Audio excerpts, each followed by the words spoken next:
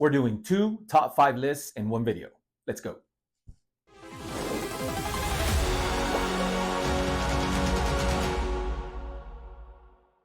Hello YouTube, Axioman here once again. And Mother's Day was yesterday as I'm filming this video. Happy Mother's Day to all the mothers out there. If I have any followers, viewers that are mothers, happy Mother's Day. The day gave me an idea. Let's do a top 5 favorite best mothers in pop culture, but also on the same note, let's do a top 5 of the worst mothers in pop culture. So these are just the ones that I thought of. I have my opinion of them. Let's go ahead and get into the top 5 best moms in pop culture, according to yours truly. Let's go. As always, in no particular order. These are not ranked by first to last, but let's go with number 5 on my list, Sarah Connor. That's all you have to hear. That's all you have to say. That's all I have to say. Sarah Connor is a badass. She is the mother of John Connor, who raised him to defeat Skynet and the rise of the machines. He saved humanity. I mean, that's the best mom. She's awesome. And then she's doing pull-ups. She's being a badass. She's loading rifles and things like that. I mean, what's not to like, right? The way she took out that one cop when she gave him the whole thing. Terminator 2 is one of my favorite movies of all time. I can't even count the amount of times that I went to go see it in theaters when it was in theaters. But what a mom in the history of pop culture. Sarah Connor is the first one on my list. On to the next. Number 4 is Lily Potter, the mother of Harry Potter. She sacrificed her own life in order to embed into Harry her sacrifice so that Voldemort, he who must not be named, would not be able to harm her child. She had to give her life in order to imbue him with this. I mean, if that's not, mother of all time, I don't know what is. For a mother to sacrifice her own love, her own life for her child, and then Harry Potter becomes who he becomes, just amazing. And even though it's just 5, this is almost like an honorable mention, but I have to kind of name them together. Mrs. Weasley, his adopted mother, I guess, the woman who just kind of took him in and treated him as one of her own. So, Mrs. Weasley, you're on the list too. Technically, yes, technically no, but definitely on it. Let's go on to the next one. Number 3, if you're speaking of mothers on Mother's Day, then who more of a badass than the mother of dragons? Daenerys Targaryen couldn't have children anymore in the show. Spoiler, please. Couldn't have children. You have to watch the show to know what that's all about. But then she did actually birth, or the eggs hatched for her in the last episode of the first season. I've read the books as well. I'm just referencing the HBO series for reference. But the Mother of Dragons took over all of Essos and did what she did. The season kind of fizzled out a little bit. That's a matter of opinion. It's my opinion. But yes, how can she not be on this list? On to the next one. Number 2 on my list is none other than Helen Parr, also known as Elastigirl. She's the mom in The Incredibles. She is the mom to the children, Dash and Violet, married to Mr. Incredible. In the second movie, she becomes the star of the movie in her own right. Every single super should have their own movie. Pixar, get on it. But what a cool mom. Just the fact that, and you even saw a lot of her vulnerabilities in the first movie when she was yelling at her kids, and then she had to apologize to them for telling them constantly not to use their powers, and then putting them in a position where they had to use their powers. It was such a cool moment, and it can be subtle, but it's such a strong point to take in an animated film. The Incredibles, amazing film. If you haven't seen it, then shut this off right now. What are you doing watching me? You should be watching that. But Helen Parr, Elastigirl, coolest mom, and Pixar. We see what you're doing with the curves. There's too many memes out there with the way they draw these characters sometimes. Let's go on to the next one. Number one or last on my list is The Bride. Beatrix Kiddo, played by Uma Thurman in the Kill Bill movies. I mean, her whole thing is revenge for the child that they stole from her, right? I mean, apart from all the other reasons why she wants revenge, I mean, that is her ultimate motive in the films. It's, you not only did you try to kill me, but you killed the life inside of me. I was going to be a mother. Of course, we know what happens in Kill Bill 2. This is spoiler free. If you haven't seen that, then I forget it. But I know I've said badass, but the scene in part one at the end when she takes on Oren Ishii and she has to take out the Crazy 88, the soundtrack, the Hattori Hanzo sword, the showdown. Oh, epic. But The Bride, Beatrix Kiddo, definitely on this list, on my list, complete and total badass mother.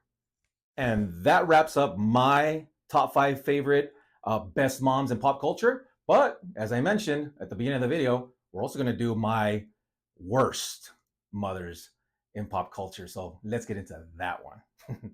Once again, in no particular order, number 5 on my list of the worst moms in pop culture, or top 5, Elaine McFly, Marty McFly's mother from Back to the Future. We all know what I'm talking about. If you haven't seen Back to the Future, as I keep saying, go watch it. But Marty travels back in time. The hell with the spoilers. Come on, guys. Travels back in time, meets his younger parents when they were still in high school. Marty McFly is a high schooler, and he meets his mother, a young version of her. She doesn't know that that's her son in the future, and she ends up getting the hots for him. And then things happen from there, and it's like, dude. I'm like, whoa. One of the best movies of all time. Don't get me wrong. I love it. It's on my top 5 favorite of all time. But come on, Mrs. McFly. There's like an innate thing. What's the matter with you? What's the matter with you? Let's go on to the next one. Number 4, the mutant in the X-Men mythos, Mystique. She is the adopted mother of Rogue, and she's also the biological parent of Nightcrawler. I have her on this list because she is a villain in the X-Men, mythos in the Marvel universe. She's considered a villain. So who else would make this list other than an X-Men villain who is the mother of these two characters who end up being heroes, obviously, in their own right, Rogue and Nightcrawler, but she still remains a villain. There is way too much history to talk about in this list about why I would consider her just a bad mother. And I'm not saying anything about protective. There's all kinds of different angles we could take here. And hey, let me know in the comments below what you think if you argue some of these points. But I have her on the list because it's like, dude, you're a villain. Your kids are heroes. Why aren't you? And I'm not talking about this X-Men Fox thing where for some reason Mystique continuously is just one of the main characters in the X-Men and then leads the X-Men at one point in the movie. Dude, give me a break. Like, okay, the Mystique thing is it's old already. Go on, move on to other characters. Can we get the original X-Men in their costumes? I digress.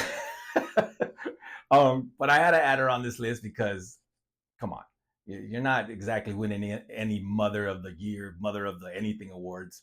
So that said, let's go on to the next. Number 3 on the list is Alien, and I'm not just talking about just like some random alien. No, from the movie franchise aliens, right? Aliens, Alien versus Predator. You guys know who I'm talking about. He's right there. uh, so why? Well, it's because they're murdering maniacs. Or at least they're like she's a bad mother as it pertains to humanity, which is a weird thing to say on this list. But hey, it's my list. When you're birthing all kinds of like evil creatures, I have a friend who is a huge Predator fan, huge Alien fan. So he would definitely argue that point. He's like, what are you talking about? They're badass. So, yeah, but I mean, they're not exactly, as I said about Mystique, winning any Mother of the Year awards while they're murdering everybody.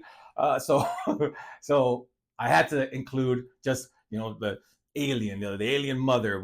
There's all kinds of different aliens, but I hope you guys know who I'm referring to, the one that is, birthing these crazy things. So let's move on to number 2. Next on the list, at number 2, is Padme Amidala. That's right. I said what I said. Oh man, the Star Wars fans vitriol I'm going to get for this one. This is why. She has Luke and Leia and then just dies of sadness. Not because of a gunshot, not because of she just dies because the droid has to tell the audience that she's lost the will to live. I lose the will to live like 18 times a day. I'm not passing out dead. And you have children. You just had 2 kids. Like, what? Like, there's no mother instincts. I mean, I'm not a woman. I'm not I'm not a mother. But but I've heard of said instincts. So you're not okay. So Anakin breaks your heart, and or Annie, as you call them, cut it out with the Annie. All right. And then you're just gonna die. You're gonna die because you have a broken heart. You have 2 kids that are like depending on you. What? Yeah, dude, you're on this list. All right, Padme Amidala. Yeah, you're on it. Let's go on to the next one. Last but definitely not least, to mirror the Mother Dragons is of course Cersei Lannister. Now, you could argue that she does everything she does for her family, which is notable. All right, she fights tooth and nail to protect her. But give me a break, man. Like we all know, like with the brother, the Jamie, and the incest, and the thing, and the thing, and no, like you're what you're producing to become a mother. Yeah, well, you should be up in the Appalachian Mountains or something. I don't know. I don't even know, like what some kind of thing like that. I don't know. I watched the movie once where there were like a bunch of weird inbred people. Again, I think it was the Appalachian Mountains. That's why I said that. But yeah, it's weird. I don't care how much you protect your kids. Like those are you and your brother.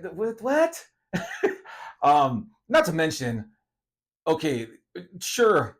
Oh, you did it to protect your kids. You're protecting your family, and which is a certain level of I guess yes, but also the way you do it, all kinds of no. Uh, too many examples to list. As I said, if you haven't seen Game of Thrones, you have to go watch it to know the conniving evil things this woman does. In order to protect her family. So, I guess that's like it just depends on your perspective, right? As Obi-Wan says, from a certain point of view. So I guess it depends, right? But had to add it to the list. That is my top 5 worst moms in pop culture, according to me. But that's it for this video. Let me know in the comments. Let me know what you guys think. Do you guys have your top 5 best, top 5 worst? Please list them down below. And then feel free to argue my points. Maybe some of them were like, oh man, I love it when people in the comment section actually like mention something. I'm like, oh, like I almost applaud at the computer monitor when I see it because it's like, oh, how did I miss that? So yeah, I'm sure I missed so many. And on that note, though, yes, I could have gone the easy route and done like any slew of Disney, queens and mothers and stepmothers and other mothers and things like that. Uh, Another notable one, the other mother, but it's just seemed too easy to me, which is why I kind of stayed away from some of those obvious. And I will admit that I kind of went out of my way to come up with these. Not that I don't believe in my list or think that they should be on the list, but I did want to go a little bit deeper than just kind of your obvious, right? Like your obvious Disney style villain, mother type of thing. So that's a wrap. As always, collect what you love what you collect. I'll see you guys in the next one.